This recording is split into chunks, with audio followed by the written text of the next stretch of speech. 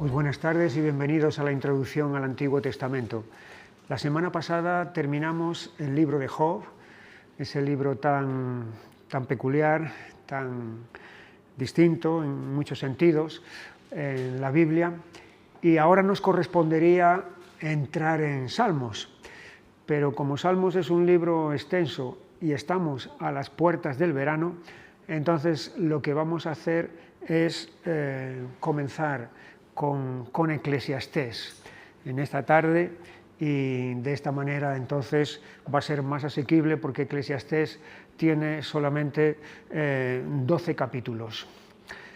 Eclesiastés forma, junto con Proverbios y con Cantar de los Cantares, el trío de libros del Antiguo Testamento cuyo autor es Salomón. Lo que tienen en común, aunque hay muchas diferencias entre estos libros, pero lo que tienen en común es el autor. Lo que pasa es que Proverbios y Cantar de los Cantares específicamente, directamente, mencionan a Salomón como autor de esos libros.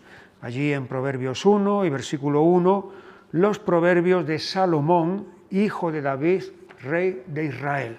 Así que el autor de Proverbios es Salomón. Y si miramos Cantares 1:1, Cantar de los Cantares, el cual es de Salomón. Por lo tanto, Proverbios y Cantares son de Salomón.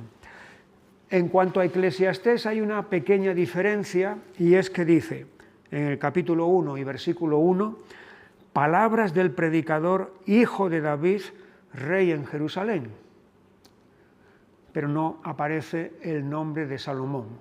Dice hijo de David, y entonces podemos deducir, pues efectivamente debe de ser Salomón. Aunque la palabra hijo en el Antiguo Testamento vimos que en muchas ocasiones puede referirse al descendiente directo del padre, o puede referirse a un descendiente de varios eslabones después, no necesariamente hijo. En el Nuevo Testamento, nada más abrir el Evangelio de Mateo, tenemos la declaración, libro de la genealogía de Jesucristo, hijo de David, hijo de Abraham. ¿Era Jesús hijo directo de Abraham o de David? No, quiere decir que es descendiente de ellos. Entonces se podría pensar, bueno, palabras del predicador, hijo de David, rey en Jerusalén, que podría referirse a alguno de los descendientes posteriores que David tuvo, que fueron reyes en Jerusalén, y que fueron reyes del reino de Judá. Entonces cabría la posibilidad. Lo que pasa es que cuando examinamos el libro y sobre todo la experiencia personal que el autor empieza a desarrollar poco después del comienzo del libro, nos damos cuenta inmediatamente que debe de referirse a Salomón y no a otro. Porque, por ejemplo, en este capítulo 1 y versículo 16, dice, hablé yo en mi corazón diciendo, he aquí, yo me he engrandecido y he crecido en sabiduría sobre todos los que fueron antes de mí en Jerusalén, y mi corazón ha percibido mucha sabiduría y ciencia. Y ciertamente la sabiduría fue una de las notas características de Salomón, ¿no? Como ahora vamos a ver a continuación en algún texto que nos habla de ese detalle acerca de él. Luego, en el capítulo 2 y versículo 4 dice, engrandecí mis obras, edifiqué para mí casas, planté para mí viñas. En el 8 me amontoné también plata y oro y tesoros preciados de reyes y de provincias, me hice de cantores y cantoras, de los deleites de los hijos, de los hombres y de toda clase de instrumentos de música, y fui engrandecido y aumentado más que todos los que fueron antes de mí en Jerusalén. A más de esto conservé conmigo mi sabiduría. Entonces aquí se está hablando también, aparte de la sabiduría, se está hablando de la grandeza de Salomón y de la grandeza de su reino, de toda esa suntuosidad que le acompañó durante toda su vida. Y efectivamente, cuando vamos al primer libro de Reyes, en su momento todo esto ya lo vimos, pero bueno, siempre es bueno refrescar la memoria y dar un pequeño repaso. Cuando vamos allí al primer libro de Reyes, capítulo 4 y versículo 30, se nos dice: «Era mayor la sabiduría de Salomón que la de todos los orientales y que toda la sabiduría de los egipcios.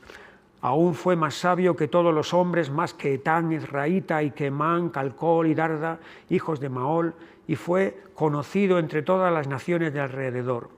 Y compuso 3000 proverbios, y sus cantares fueron 1005». Aquí tenemos la autoría de lo que estábamos diciendo antes del libro de Proverbios y del libro de Cantares, es decir, que él fue un autor literario, él fue un escritor.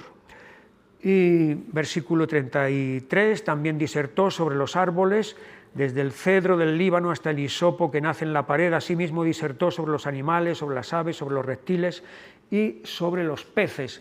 Sería un naturalista, como ahora diríamos. Y luego en el capítulo 7 y versículo 1, hemos visto que él habla en Eclesiastés en el capítulo 2, que engrandecí mis obras, edifiqué para mí casas. Y efectivamente, esa tarea arquitectónica de edificación fue una señal también de su reinado. 7:1 dice: «Después edificó Salomón su propia casa». Después se refiere a que después del templo, esa fue la gran construcción de Salomón, pero después edificó su propia casa en 13 años y la terminó toda. Además, asimismo edificó la casa del bosque del Líbano. Y luego, en 10:21, tenemos también el detalle, se nos dice allí: «Y todos los vasos de beber del rey Salomón eran de oro, y asimismo toda la vajilla de la casa del bosque del Líbano era de oro fino, nada de plata, porque en tiempo de Salomón no era apreciada». Aquí tenemos entonces ese esplendor y esa riqueza, ese lujo, como nunca antes ni después nadie llegó a alcanzar, hasta el punto, como dice el texto, de que la plata sería como algo, como si fuera hojalata para nosotros o algo así, algo que no tiene valor, a causa de la abundancia del metal precioso por excelencia que era el oro. Así que llegamos a la conclusión, aunque no lo diga expresamente el pasaje, palabras del predicador, hijo de David, rey en Jerusalén, de que el autor de este libro entonces tuvo que ser Salomón. Una palabra sobre el título.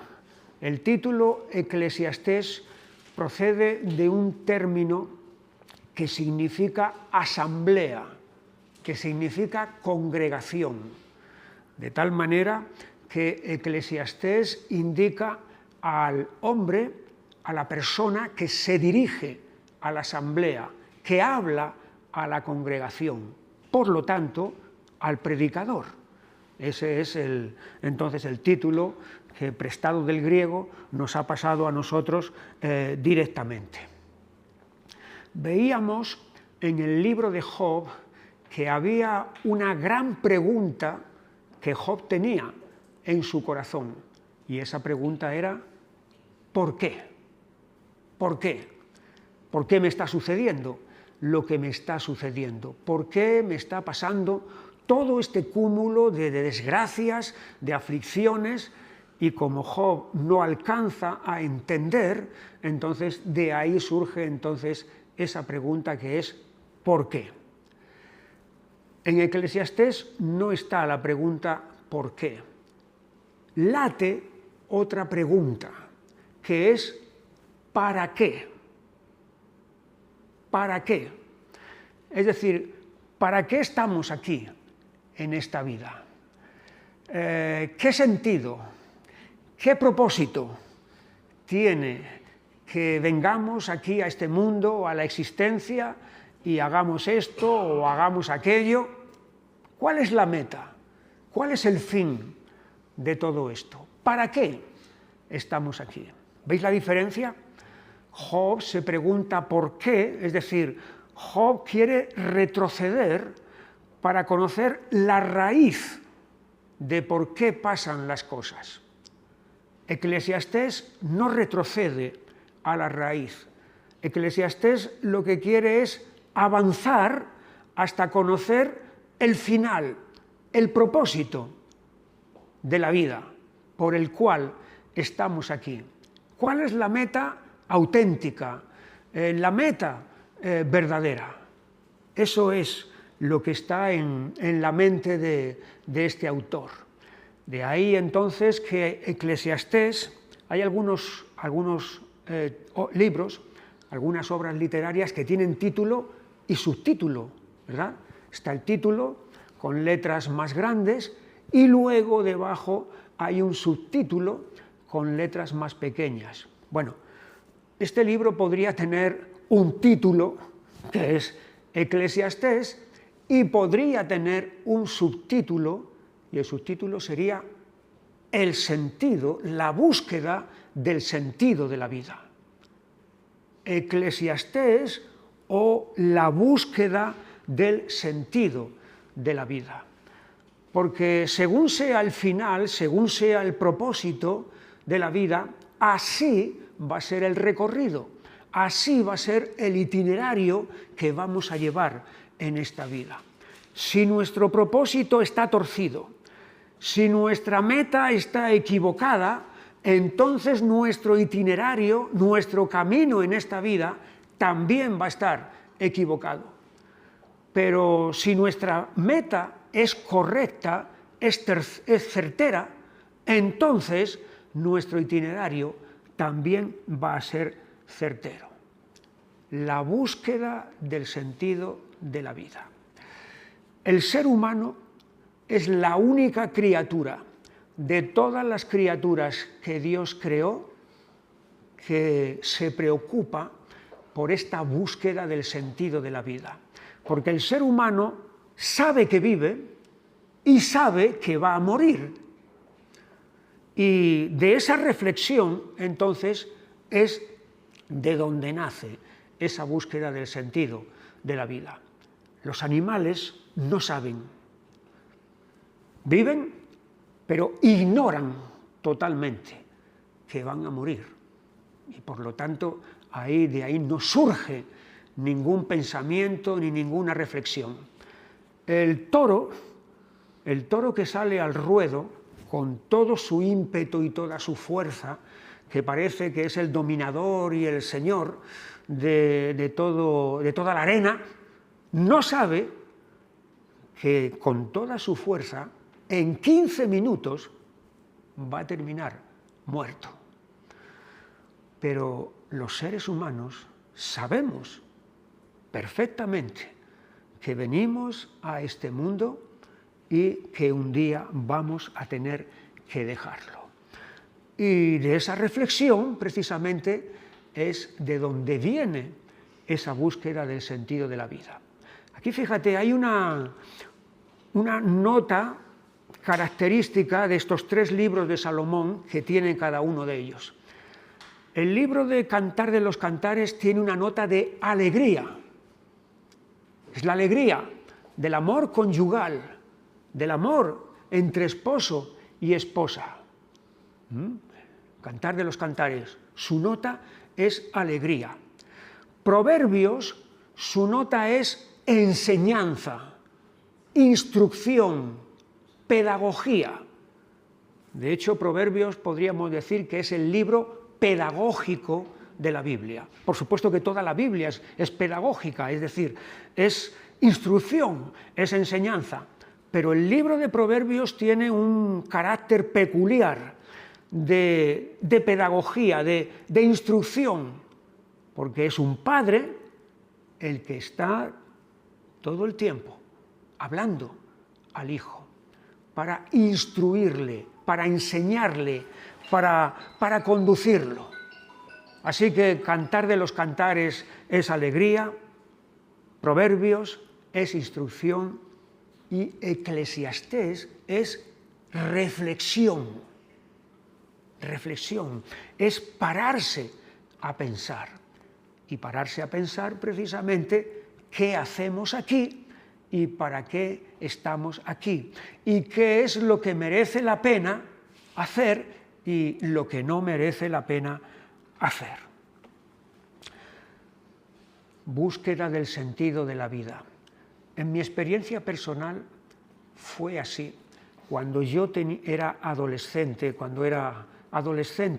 joven, se me habían enseñado determinadas cosas, lo que tenía que creer, y sobre todo lo que se esperaba de mí.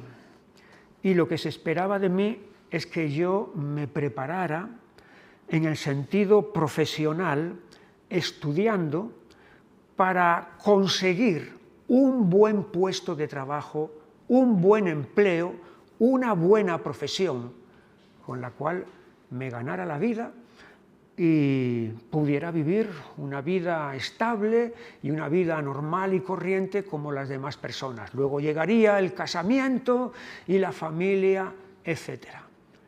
Eso era el sentido de la vida que se me había enseñado, que en eso consistía la vida. Sin embargo, yo me negué a pensar que la vida era eso, era nada más que eso. Tenía que haber algo más profundo, algo más trascendente, algo verdadero, algo que no se quedara simplemente en la superficie o en las apariencias. Y ahí fue donde empezó mi búsqueda de sentido de la vida personal, allá con 15, con 16 años. Y lo hice de dos maneras. Una, rechazando de plano todo lo que se me había enseñado y también todo lo que se esperaba de mí que yo tenía que hacer. Y la otra es buscando, yendo a leer cualquier cosa de algún autor que me ayudara, que me trajera luz en esa búsqueda.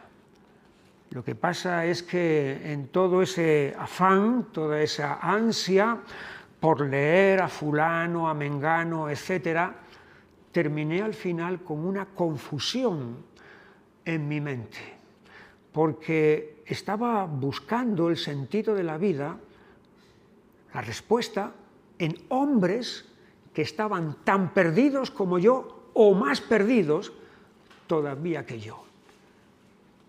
Y de esa manera no encontré nada, sino simplemente una verdadera confusión en mi mente. Entonces lo que hice fue también buscar experiencias, y experiencias que fueran intensas, experiencias que me produjeran algo diferente. Y me convertí en un transgresor. Todo lo que fuera transgresión, todo lo que fuera romper normas, todo lo que fuera ir en contra de la corriente, eso es precisamente donde yo me metí. No era el único. En aquel entonces, os estoy hablando de los años 70, principios de los años 70, mejor dicho, había en muchos países europeos, también en América, en Estados Unidos, toda una corriente juvenil de búsqueda de ese sentido de la vida. Eran los hippies. Y entonces yo entré en toda esa corriente también, buscando algo más allá de lo que se suponía que tenía que hacer. Y así fue como me metí en problemas graves y hasta el punto de llegar a la desesperación. En ese punto de desesperación fue como una Biblia cayó en mis manos. Una Biblia cayó en mis manos. Y la Biblia, a diferencia de tantos otros libros como yo había leído, la Biblia me trajo respuestas a preguntas que yo me había hecho en mi interior. Y entonces allí comenzó una búsqueda nueva del verdadero sentido de la vida por la palabra de Dios, que terminó en un encuentro con Jesús. Cuando yo, escuchando el Evangelio, entonces vine para entregar mi vida a Jesús, para que Él me liberara, me limpiara e hiciera de mí un hombre nuevo. Y en Él es donde he encontrado el sentido de la vida que yo andaba buscando, palpando, a ciegas, tropezando, y por la gracia de Dios, Él salió a mi encuentro y me dio lo que de otra manera no hubiera nunca encontrado. De tal manera que, como dice la carta a los Filipenses en el capítulo 1 y versículo 21,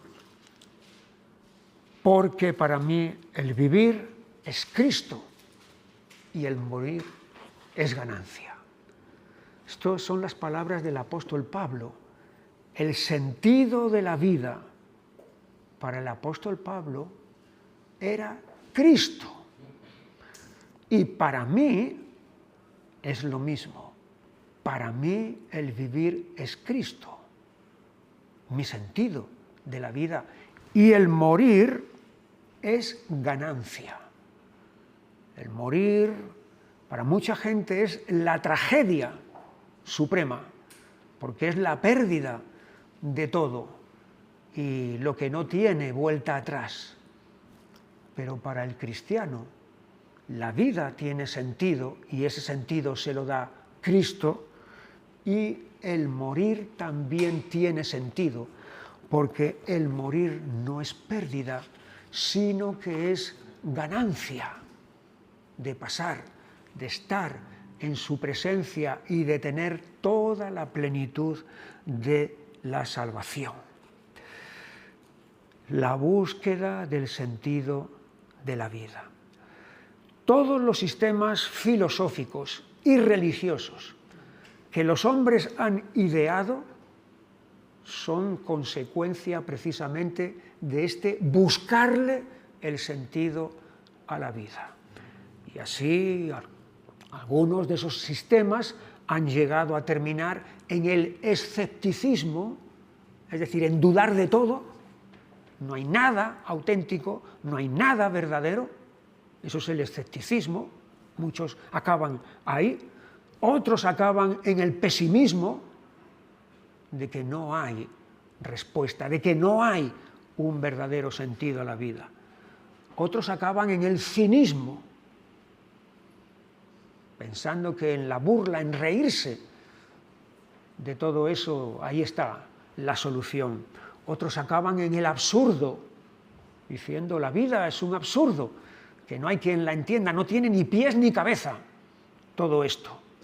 Otros acaban en el materialismo, que es decir, aquí abajo, y ya está, no pienses, disfruta que son 2 días lo que vas a vivir.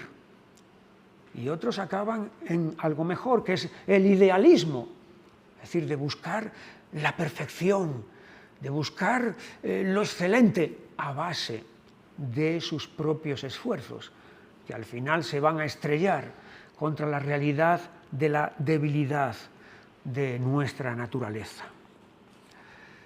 Eclesiastés o la búsqueda del sentido de la vida.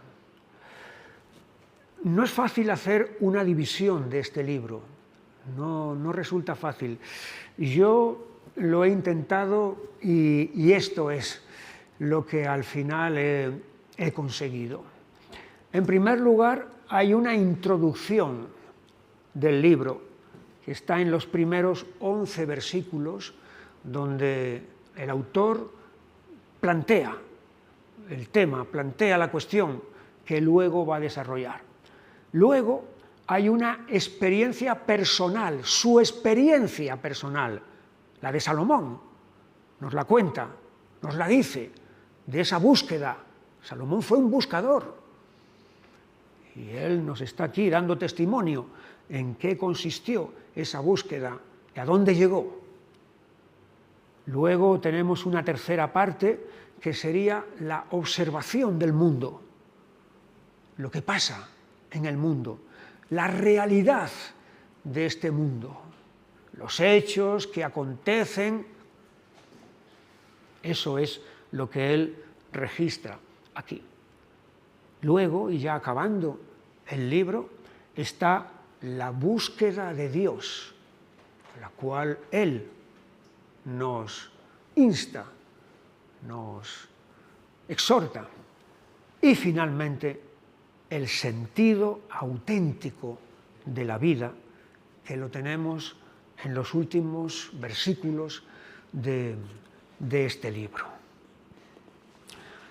Pero antes de meternos en la introducción, vamos a considerar algunas expresiones y palabras típicas de este libro. Algunas de ellas son exclusivas y no las encuentras en ninguna otra parte del Antiguo Testamento.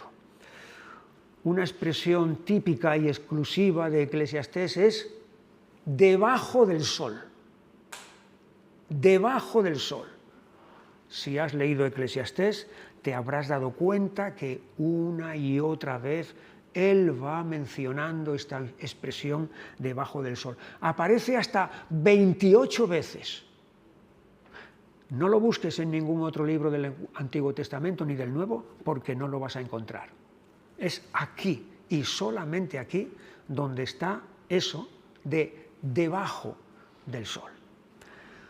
Otra palabra característica, no exclusiva, pero es el libro donde más veces aparece, es vanidad. Vanidad y vano aparece 38 veces. Más que en ningún otro libro del Antiguo Testamento. Luego, otra palabra que aparece también es trabajar y trabajo. 32 veces, más que en ningún libro del Antiguo Testamento. Trabajar y trabajo. Otra palabra de Eclesiastés es sabiduría y sabio. Aparece 52 veces. Solamente lo supera Proverbios. Pero después de Proverbios está Eclesiastés todas esas veces. Y una quinta palabra que aparece más que en todos los demás libros de la Biblia es mejor. Mejor. 24 veces. Vamos a mirar con unos poquitos ejemplos cada una de estas expresiones y palabras. En primer lugar, la expresión esa debajo del sol. Debajo del sol es una manera de hablar que significa que lo que va a decir es universal, porque pasa debajo del sol. A nosotros, occidentales, no se nos ocurriría a lo mejor emplear esta expresión, ¿verdad? Emplearíamos otra. Pero como aquí está hablando alguien que es de Oriente Medio, y ya hemos dicho en los libros de los profetas la cantidad de ilustraciones que emplean para una verdad, pues aquí hay una ilustración. Debajo del sol, entonces, es la manera de decir, esto que voy a decir es universal. No es simplemente algo que pasa en Israel o algo que pasa en Oriente Medio, pero no pasa en África o no pasa en Europa. No, pasa debajo del sol, pasa en todo el mundo. Es una experiencia universal. Y allí tenemos en el capítulo 1 y versículo 3, donde dice, ¿qué provecho tiene el hombre de todo su trabajo con que se afana debajo del sol? ¿Qué provecho? ¿Qué ganancia? Ganancia, vamos a decir, que perdure. Ganancia que merezca la pena. Está hablando entonces aquí de la futilidad, de la inutilidad de tanto y tanto esfuerzo para nada. Versículo 14 de este mismo capítulo 1. miré todas las obras que se hacen debajo del sol, y aquí todo ello es vanidad y aflicción de espíritu. O sea, hay un vacío, una fatiga, que todo ese esfuerzo finalmente deja debajo del sol, en todos los seres humanos. Luego está la insatisfacción, capítulo 2 y versículo 11.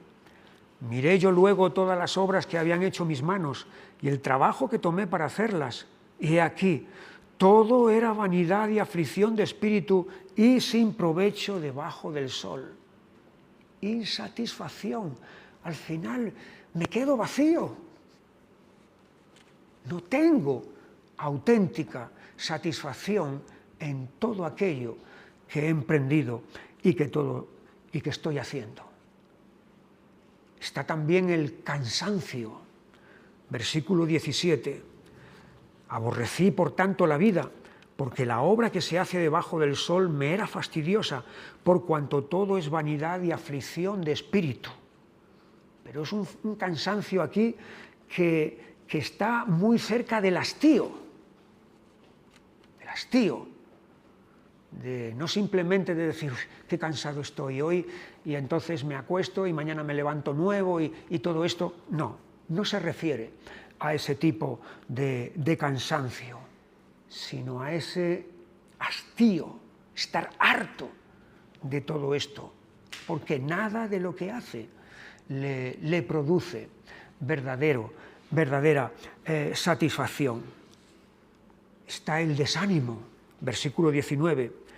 Y quién sabe si será sabio o necio el que se ensoñará de todo mi trabajo en que yo me afané y en que ocupé debajo del sol mi sabiduría. Esto también es vanidad. Volvió por tanto a desesperanzarse mi corazón acerca de todo el trabajo en que me afané y en que había ocupado debajo del sol mi sabiduría. Efectivamente, estoy trabajando, pero si el que viene detrás de mí resulta que es un insensato y un necio, todo lo que yo he estado haciendo y todo lo que he estado acumulando no va a servir para nada, porque en cuestión lo que a mí me ha costado 40 años levantar, este que venga detrás de mí lo hunde en una semana, todo ello. Entonces, ¿qué sentido tiene todo esto? Y luego está la constatación del mal que hay en este mundo. Capítulo 4 y versículo 1. Me volví y vi todas las violencias que se hacen debajo del sol. Y he aquí las lágrimas de los oprimidos sin tener quien los consuele, y la fuerza estaba en la mano de sus opresores, y para ellos no había consolador. Fíjate, estamos hablando de algo escrito hace 3000 años. ¿Han cambiado las circunstancias? ¿Ha mejorado la situación? No, porque lo mismo que él está viendo violencias que se hacen debajo del sol hace 3000 años, hoy en día, siglo XXI, seguimos viendo las mismas violencias que se hacen debajo del sol. Y seguimos viendo que unos sufren, que otros abusan, que unos están afligidos, que otros los oprimen. Todo eso debajo del sol. Capítulo 6 y versículo 12.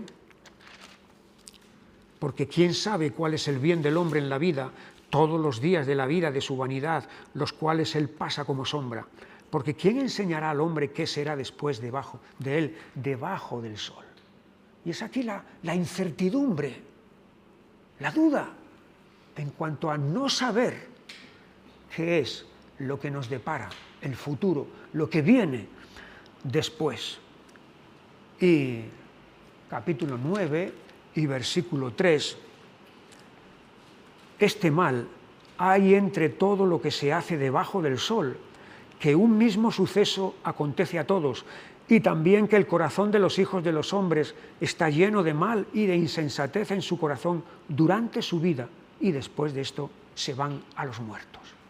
Está describiendo aquí la condición humana, entonces, ahora y siempre. un mismo suceso acontece a todos. Y ese mismo suceso es la muerte, evidentemente. Y además, en vida, el corazón de los hijos de los hombres está lleno de mal y de insensatez. En la vida, y de esa manera, es como al final se acaban muriendo. Debajo del sol estaba y está pasando todo esto. La segunda palabra que veíamos característica de este libro es la palabra vanidad. Vanidad es una palabra que procede de otra que significa vapor. Vapor. Y el vapor es lo que es inconsistente. Inconsistente, ¿verdad? No tiene consistencia, no tiene solidez. Se difumina y desaparece. Entonces es lo efímero, lo que no dura. Vamos allí al capítulo 2 y versículo 1. Dije yo en mi corazón, ven ahora, te probaré con alegría y gozarás de bienes. Mas he aquí, esto también era vanidad. Así que el placer, que para muchos es lo máximo, lo más importante en la vida, este hombre nos está diciendo, lo he probado, lo he experimentado, y sin embargo, lo he encontrado finalmente, aunque no momentáneamente, pero finalmente, lo he encontrado vano. Versículo 11 del capítulo 2. Miré yo luego todas las obras que habían hecho mis manos y el trabajo que tomé para hacerlas, y he aquí todo era vanidad y aflicción de espíritu y sin provecho debajo del sol. Así que los logros y las conquistas, y este hombre consiguió muchas cosas en su vida, muchas conquistas materiales, y sin embargo la conclusión a la que llega es que todo era vanidad y aflicción de espíritu. Versículo 23 de este mismo capítulo, porque todos sus días no son sino dolores y sus trabajos molestias, aún de noche su corazón no reposa, esto también es vanidad. Los afanes, los esfuerzos por conseguir las cosas acaban en eso, en vanidad también. La misma existencia humana, capítulo 3 y versículo 19. Porque lo que sucede a los hijos de los hombres y lo que sucede a las bestias, un mismo suceso es. Como mueren los unos, así mueren los otros, y una misma respiración tienen todos, ni tiene más el hombre que la bestia, porque todo es vanidad.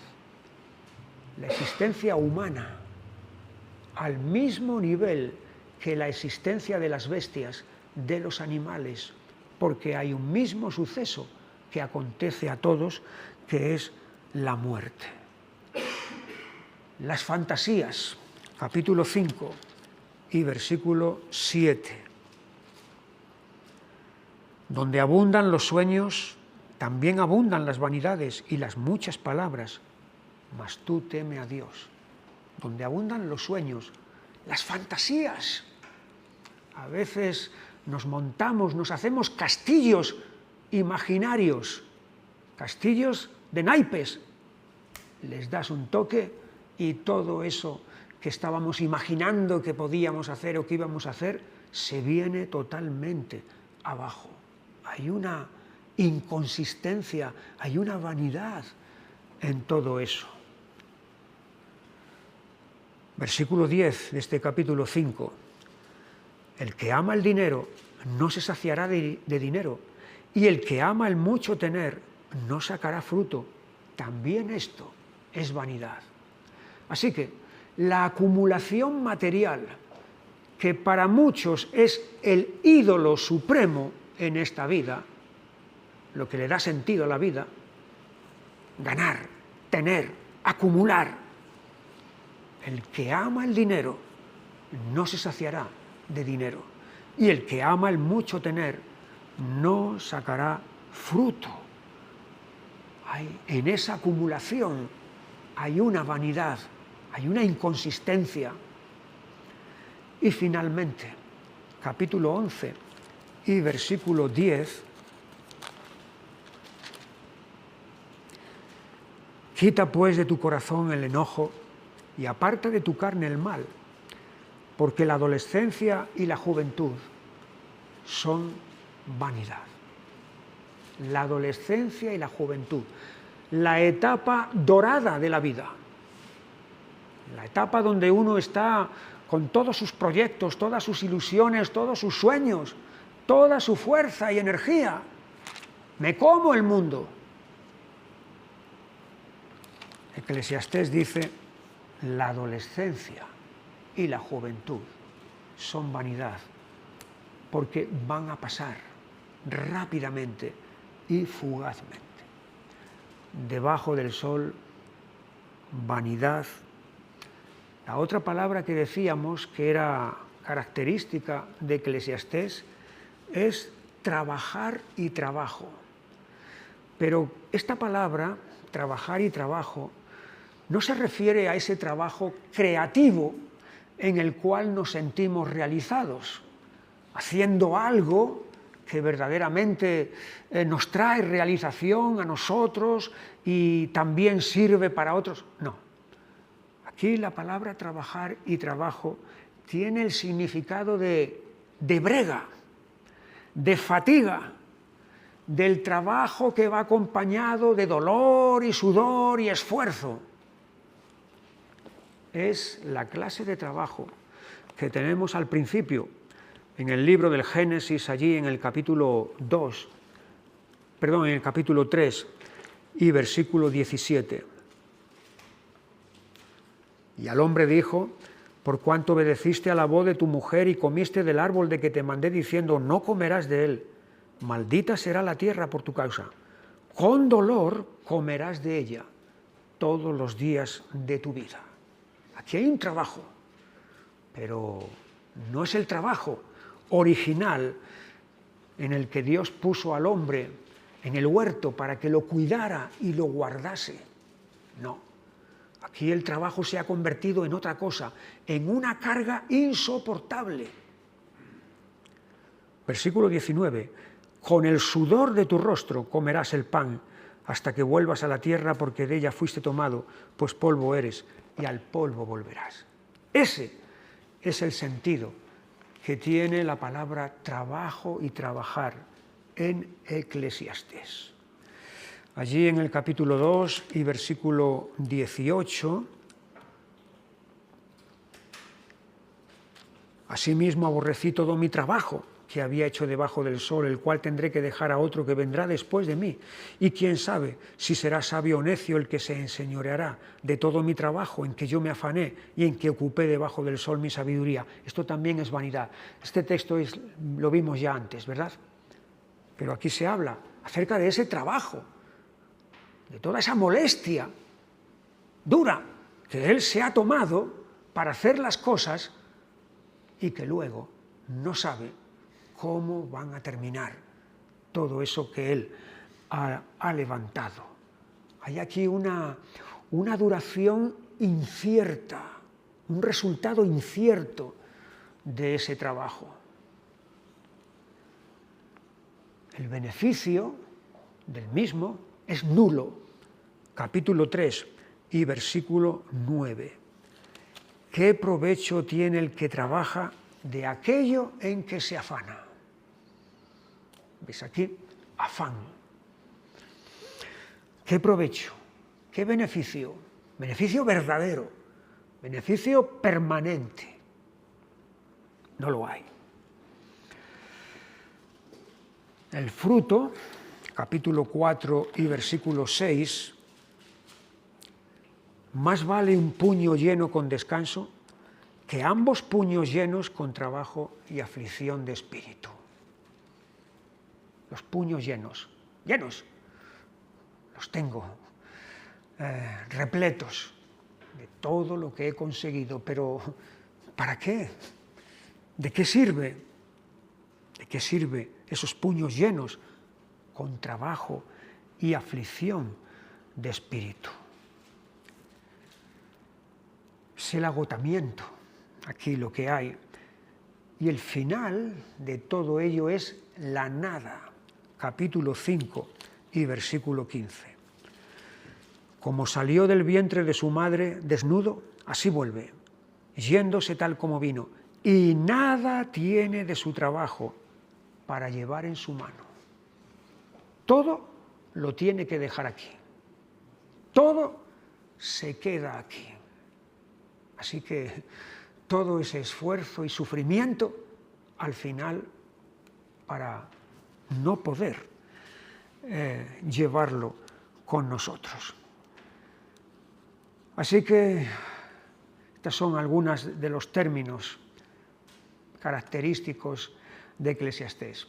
O sea, resumiendo, se puede ocurrir, y ocurre, que se pueda emplear una vida y malgastarla en algo que no merece en absoluto la pena, en esfuerzos que no llevan a ninguna parte. Por eso es tan importante encontrar el verdadero sentido, el verdadero propósito de la vida. Fíjate la diferencia con todo esto que acabamos de ver en Apocalipsis, capítulo 14 y versículo 13, Apocalipsis 14, 13. Oí una voz que desde el cielo me decía: escribe, bienaventurados de aquí en adelante los muertos que mueren en el Señor.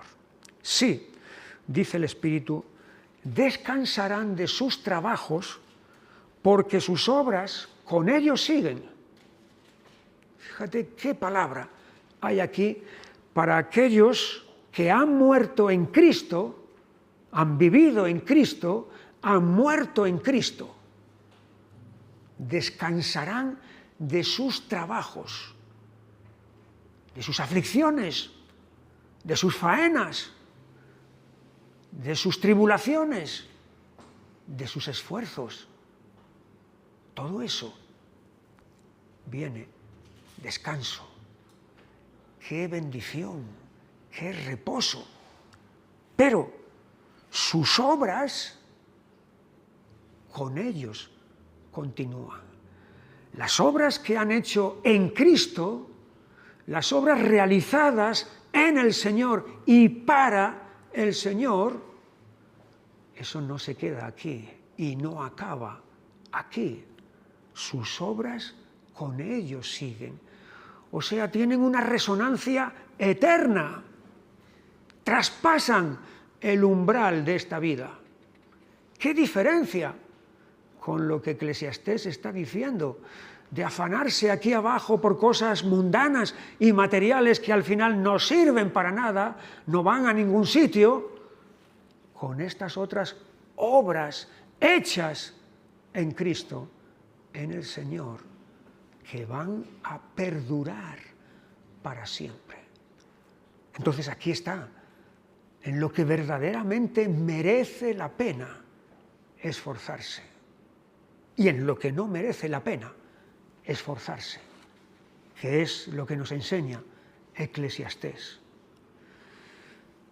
Allí en la primera carta de Juan, en el capítulo 2 y versículo 16, dice: porque todo lo que hay en el mundo, los deseos de la carne, los deseos de los ojos y la vanagloria de la vida, no proviene del Padre, sino del mundo.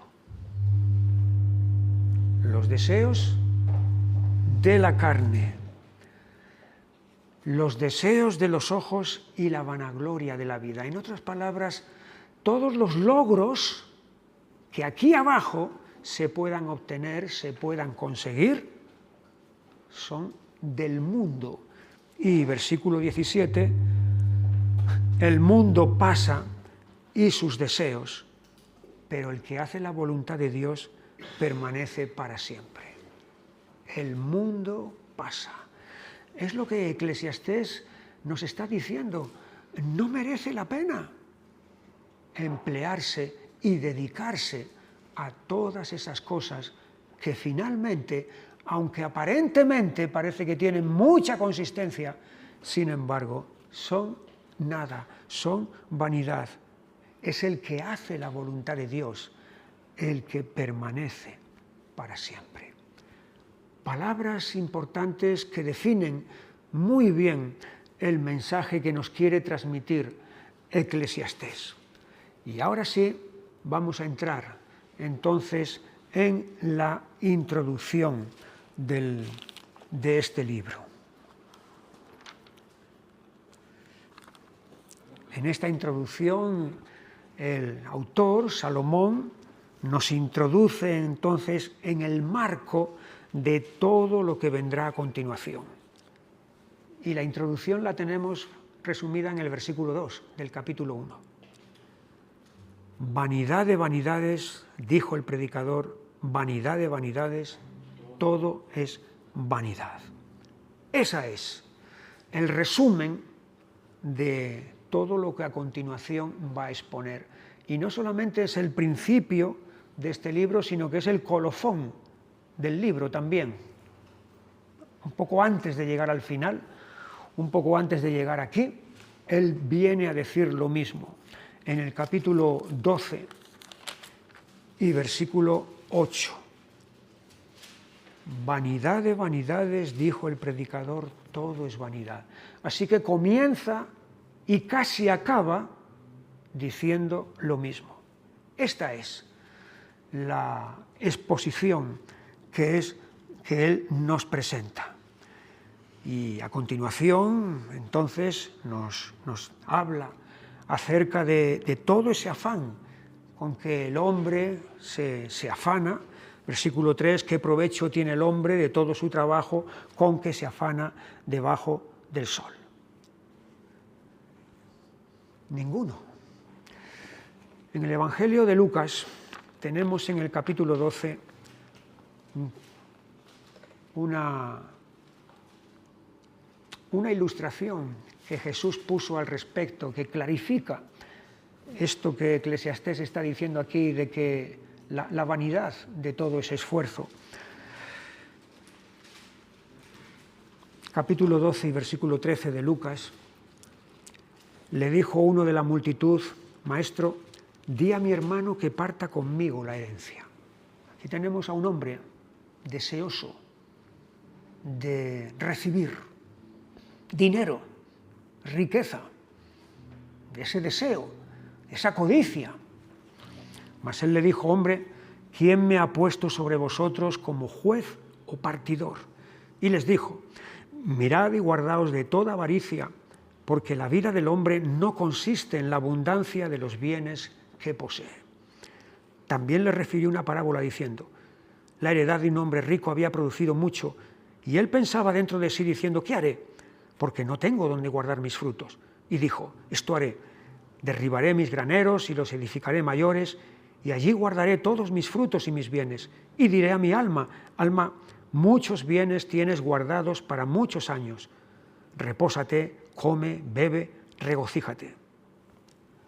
Aquí tenemos el hombre de Eclesiastés, el hombre que Eclesiastés nos está hablando, sus logros, sus conquistas, todo lo que ha conseguido, y ahora ha llegado el momento de disfrutar de todo ello. Parece todo muy consistente, ¿verdad? Parece todo ello muy duradero. Pero Dios le dijo, necio, esta noche vienen a pedirte tu alma, y lo que has provisto, ¿de quién será? Así es el que hace para sí tesoro y no es rico para con Dios. Aquí tenemos al hombre afanado, al hombre que ha logrado todo lo que ha logrado, es el artífice, él es el autor, con su fuerza lo ha conseguido. Pero allí viene la palabra de Dios, necio, esta noche vienen a pedirte tu alma.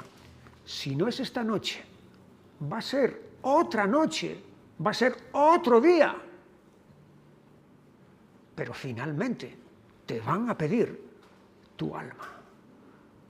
Y todo eso, ¿para quién será? ¿Qué lección? Eclesiastés y lo que Jesús nos está diciendo aquí.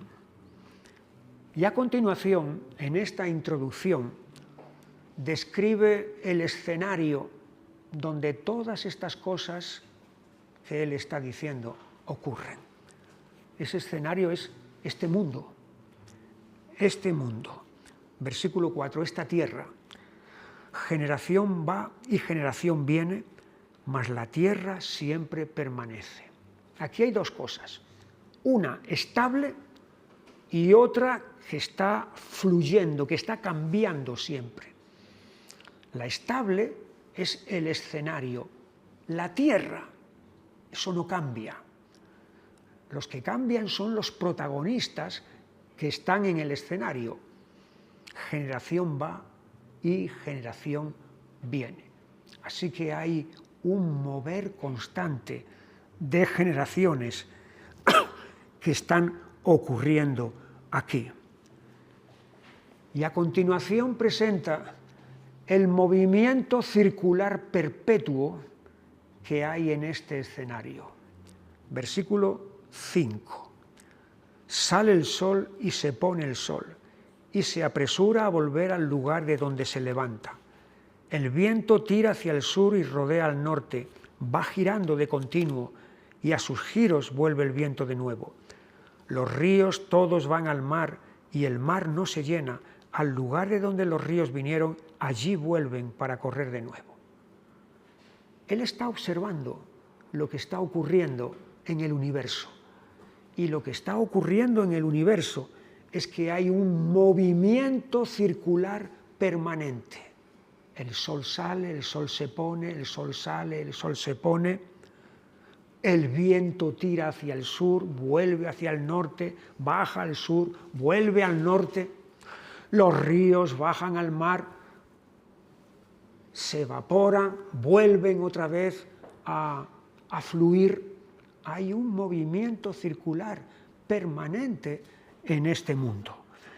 Y esa realidad que él está observando la traslada ahora a la vida humana y se da cuenta de que también está sujeta la vida humana a un movimiento circular permanente.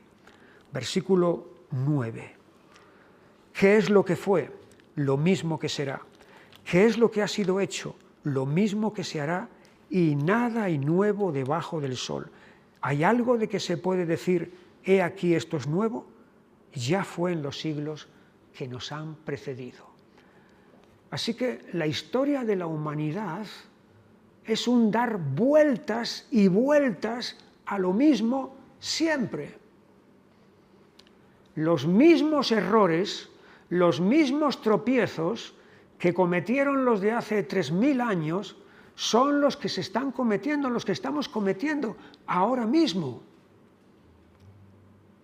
Hay alguien que dijo que la única lección que la historia nos enseña es que los seres humanos no aprendemos nada de la historia, porque efectivamente es que estamos una y otra vez volviendo a cometer las mismas equivocaciones y los mismos errores.